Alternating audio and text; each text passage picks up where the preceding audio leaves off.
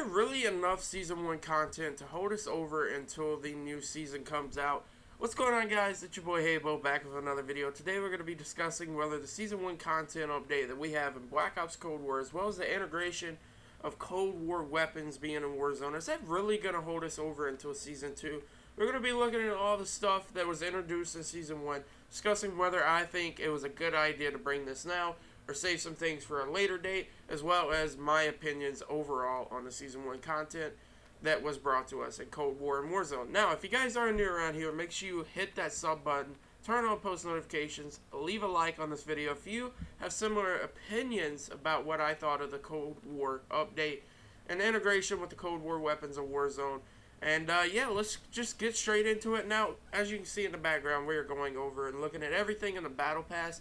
For a Season 1 Battle Pass, I do have to say this is a very cool Battle Pass.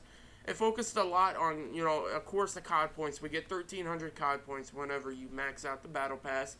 And you get your monies back. You get your money's worth back, which is really dope. We see, of course, the weapon tokens, the double XP tokens, and the double weapon XP tokens, which are really, really good for Cold War. It's something we really, really needed. And the skins this season are kind of bright, but I do love the way they went with these skins. The skins in the Battle Pass are 100% worth it. And even though this is a first-person game, you're not really going to be seeing much of your skin. It makes really good for, thumbnail activities for future preferences of content creators having their thumbnails with these dope characters. Now, in this, we also, of course, just like the Modern Warfare Battle Pass, we get 2 free weapons included in the Battle Pass, and this time around it is the MAC-10 and the Groza Assault Rifle. The MAC-10 being an SMG, high firepower, and rapid fire SMG. We all know the MAC-10, very dope weapon. It's being abused in multiplayer in Warzone right now, and it is absolutely crazy. The Groza is a little bit, under the radar due to the MAC-10 being the go-to choice out of the Battle Pass, but it still shreds, which is really dope. I'm glad to see 2 weapons that, I will be putting in my creator class system whenever I get them.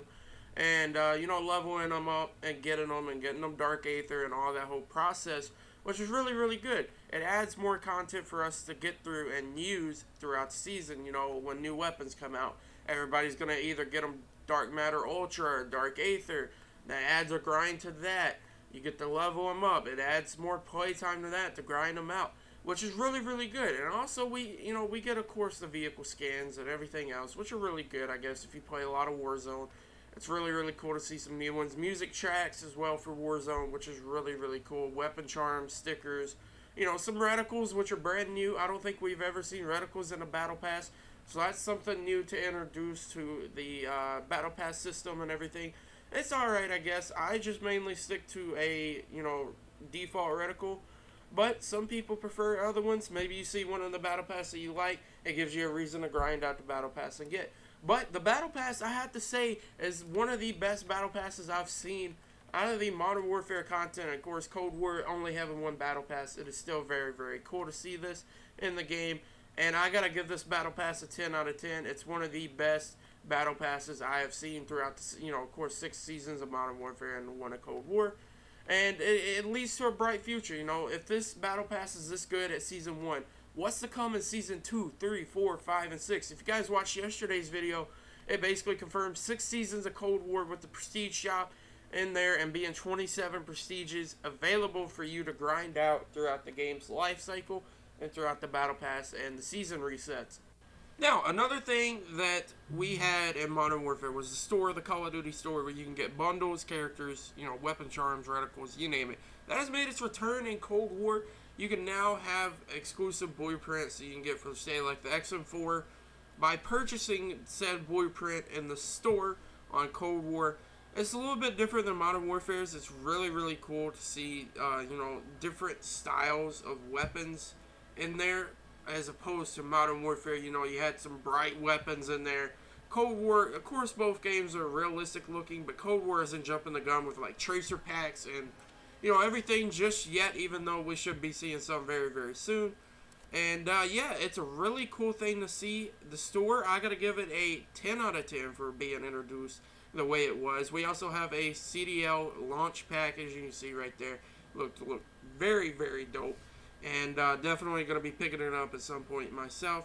But yeah, store 10 out of 10. I do have to say it's something that is very consumer friendly. We don't have supply drops. We don't have pay to win to get weapons. We have a battle pass for that, which is really really good.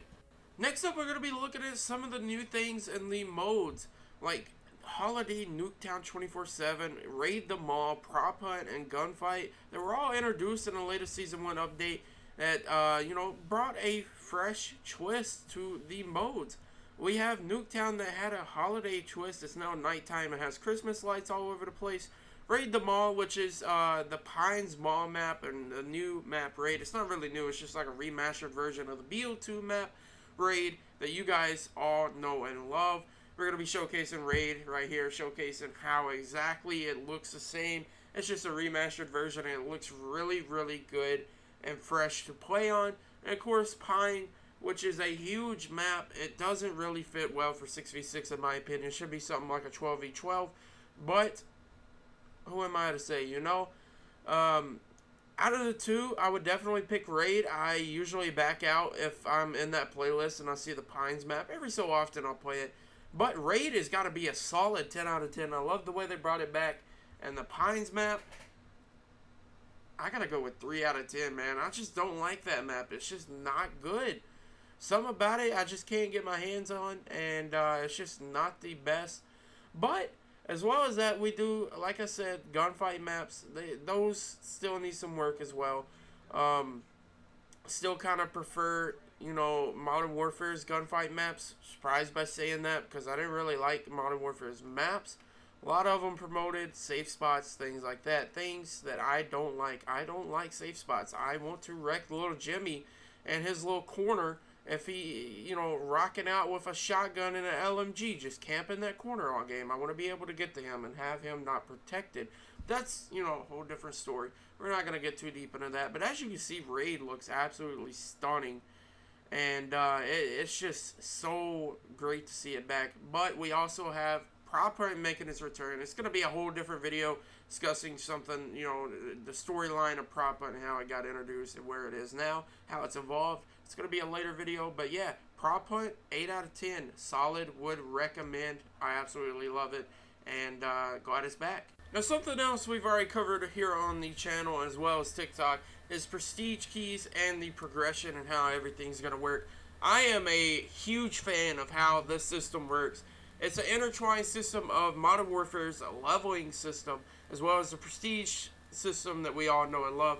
And the prestige shop gives you the ability to earn these OG calling cards, emblems, you name it. It's so much opportunity for them to grow and include more stuff later on down the line, which is absolutely fantastic. There's so many classified calling cards right there. You guys just seen. As well as so many classified prestige emblems that we're going to have access to when more prestiges come out later on down the line. It's really, really cool. As well as you can see, this now basically states that we're going to be getting a lot of seasons here in Cold War, going all the way up to Season 6, and 27 prestiges in Cold War. Absolutely fantastic. It's going to end up being the most prestige game ever that we've ever had in Call of Duty history, and I am a huge fan of the grind factor that is available for us. And last but not least, we're going to be taking a look at the Warzone update. The entirety of Warzone had the Black Ops Cold War weapons integrated into its Battle Royale mode. As you can see, we're going to be showcasing in the background some Rebirth gameplay, basically Alcatraz from Blackout. And you guys are going to be able to see a, overview of the map, everything that's in there. I really, really love the Rebirth. The way it looks, it changed it from Alcatraz where it was nighttime in Alcatraz. Now it's daylight. Much better visibility. The Cold War weapons being in this as well as the Warzone weapons being in this is a huge, huge W. Although some of the Cold War weapons do feel a little clunky, like they should be buffed. I feel like maybe we should be able to get some of the scopes in there as well. Like rocking a VLK Rogue optic or a VLK optic on a Craig or XM4 would be dope instead of having to pick a 2 times or a regular 3 times for your scope. They just buffed the agency suppressor which is basically, I guess you could say now it's like the monolithic suppressor, but Cold War's version of it. It's now in there. I still kind of prefer the Modern Warfare weapons for Warzone, like the Kilo, the M4, the Bruin, the Growl. You know, but it's nice to introduce a little twist with maybe like an AK-74U secondary, or a Bullfrog secondary, or maybe a Pellington sniper if you want to go out and snipe. You could rock double cool snipers like a Tundra and a Rytech, or I'm forgetting the snipers of Modern Warfare, but just any sniper from Modern Warfare, they're all pretty dope. And it's kind of cool how you could, mix those two together now. And, play to no limits. There's absolutely no limits. There's so many ways you could play the game now. Whether it be Cold War only weapons, or Modern Warfare only weapons, or a mix of two. I'm really glad that they did this. It's the biggest thing the Call of Duty's ever done. It's the biggest thing any BR has ever done that is intertwined with its multiplayer, other than Apex Legends, introducing things from Titanfall, which is really, really dope as well. But the main focus here is Call of Duty, of course. But it's just absolutely phenomenal to see. And, of course, you have the regular Warzone map that is still there.